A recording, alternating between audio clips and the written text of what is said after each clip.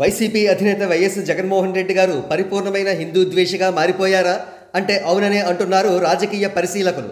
ఇది నిజంగా దురదృష్టకరం. ఈ గాసిప్ అబద్ధమైతే బాగుండనిపిస్తోంది. కానీ మన కళ్ల ముందు కనబడుతోన్న ఎవిడెన్సెస్ చూస్తుంటే అది నిజమేనేమో అనిపిస్తోంది. జగన్ రెడ్డి గారు రంజాన్ పండుగ సందర్భంగా ఇఫ్తార్ విందులకు హాజరయ్యారు.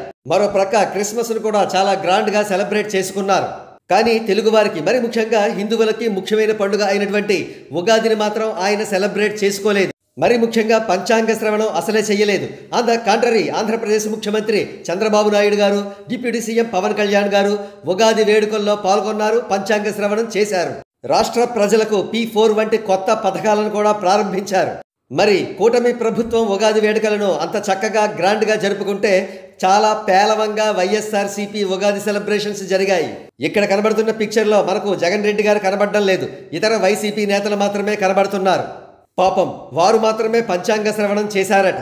ఏదేమైనా జగన్ రెడ్డి గారికి హిందువులంటే ఎందుకు ఇంత ద్వేషం అంటూ వాపోతున్నారు కోట్లాది మంది హిందువులు. మేము కూడా ఆయనకు గతంలో ఓట్లు వేసి గెలిపించుకున్నాం కదా, మేము గెలిపించుకున్న పాపానికి మా మీదే ద్వేషం చూపిస్తారా?